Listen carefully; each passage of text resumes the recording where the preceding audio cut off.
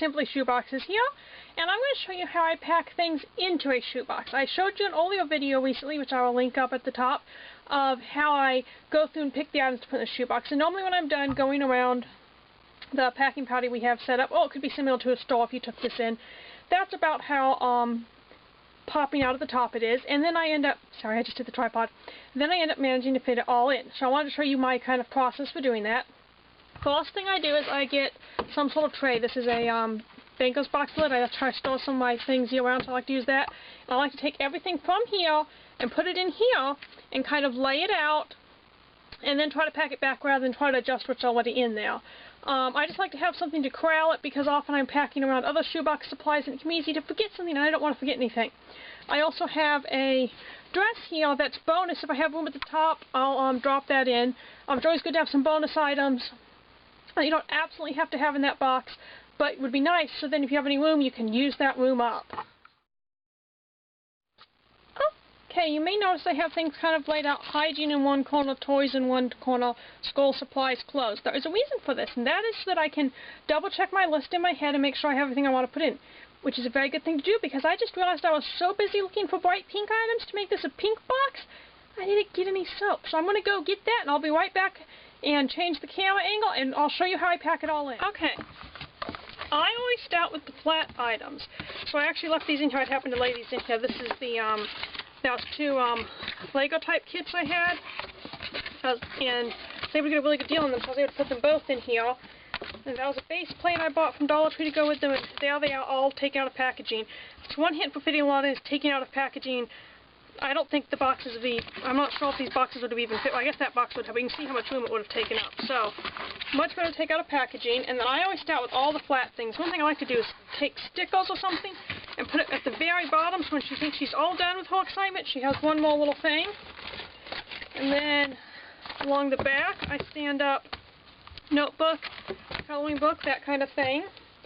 Normally somewhere in there is where I tuck my letter and picture, so it gets there safely. Let's see, we have some square crayons, so I'll put those on this side. Some soap, I'll stand that up on this side. Memo book. And now I'm realizing I don't have any plain paper. Be right back. Okay, I have my plain pad of paper, and I'm going to stand that up right there. I have my calculator that I left in packaging until now so that it would be safe until I packed it, but I think it'll be safe too. Actually, I'll do is I'm going to take the cardboard and flip it over like that, and I'm going to lay that right down there on the bottom. And have some flip-flops.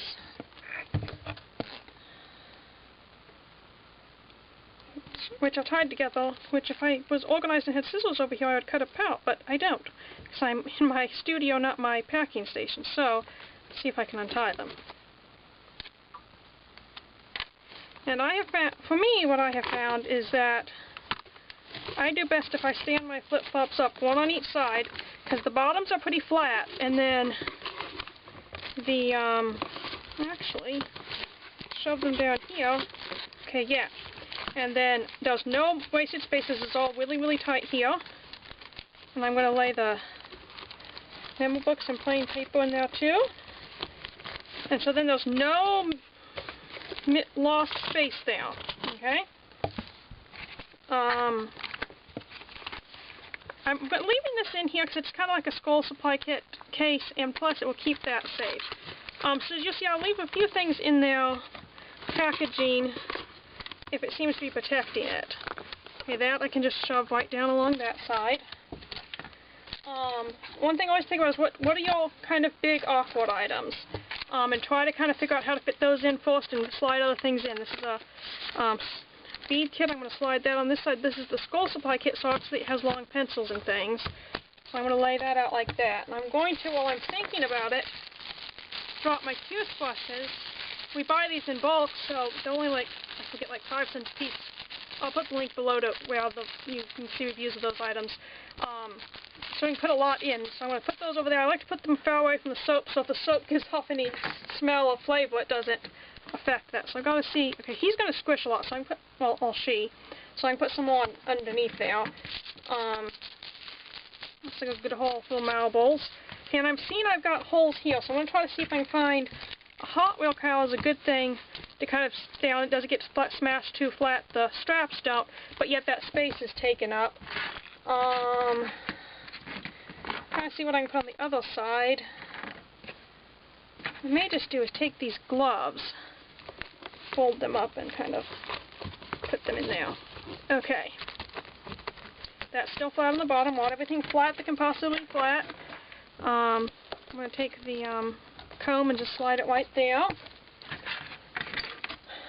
Slide this. Looks like there's a little gap maybe under these flip-flops. Let me see if I can slide the scissors under there. Yes. Good. Random little toys. So kind of, I was talking about the checklist I was going over in my mind. There isn't an official one from Samaritan's Purse. It's totally up to the individual. Personally, mine is school supplies, hygiene supplies, for all ages. Hygiene is only toothbrush, comb, washcloth, soap nowadays. School supplies are pencils, depending on the age, maybe pens, sharpener, eraser, line paper, and then we have like out supplies, crayons or markers or colored pencils, depending on the age, coloring book and or plain paper. And then a toy, which in this case would be the Lego, and a game, which would be the marbles. Some clothing item. You'll see there's actually going to be a few different clothing items in here. And one thing to consider is like this bracelet might be a little bit delicate. So what I'm going to do is I'm going to pop it over the way. See, the rail's not going to take up much off. I think I'm just going to. Maybe it'll fit. Yeah, it'll fit right around there. That should kind of protect it. Okay, so let's see how we're doing. Okay, and it's okay if you have to squish things a little bit. That's just fine. You're going to post it on a band when you send it, and then it goes to the processing center where they just check it real quickly for customs issues and that kind of things. I've done that before. Nothing's taken out of the box unless it's on the list of do not send items, and nothing's added unless it's like a big hole. Or if they're taking out, like, I remember when I was processing, there was an apple and an orange in one box I was processing, which was a very sweet thing that I'm sure an older person was thinking, that's what I like in my stocking when I was a kid, but obviously you cannot ship that account to another continent and have it sit in customs for a month, and it's going to rot and create customs issues. So just simple stuff like that. Anyways, after that, they will tape it, and pretty much if you can hold it closed, they can tape it closed, it'll be great. So normally, especially if you have a very squishy stuffed animal, like this box is going to, if you just close it, it's going to bulge, but if you push it, it's going to go completely flat, so that's really just fine. I'm going to put the hat next, because I feel like it's going to form around the little items best, and then lay the washcloth on top. Now what I'm going to do is take this dress and test and see if I think it's going to fit okay or not. So I'm just going to lay it on top, and obviously it looks like it's standing up, but what we're going to do is we're going to close the box, and see, the box isn't really going to go straight, so what I'm going to try to do, see if I can refold it a little bit, and if that will walk better. I may not be able to put it in. I already have gloves and flip-flops, and I don't need a rail item because the stuffed animal's the rail item. Just, it was pretty and I had it, and so I thought if I could get it to fit in, it would be nice.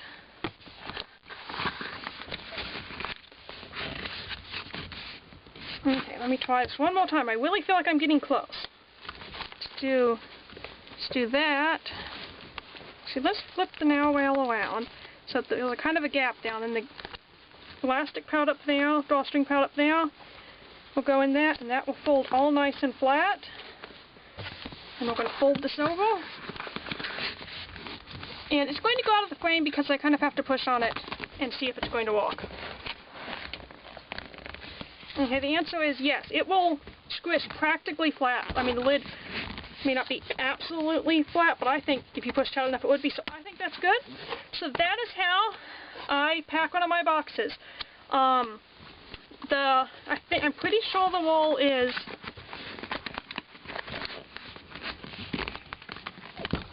you have to be able to actually close it, which,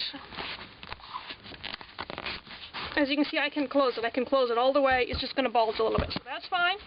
So that is how I would pack a shoebox, and obviously I will take my label, which I don't have one handy, but and you put it right here where it says, If you have folio box label, you can find out where it goes. So hopefully that helped some of you. And happy packing. If you enjoyed this, please subscribe. I have like, I'm looking over here, I'm counting, I have 2, 4, 6, 8, I have 9 more shoeboxes I'm planning at least on recording and showing you guys this year. And then throughout the year I have other shoebox stuff as I have time and ideas. So, hope you enjoyed it.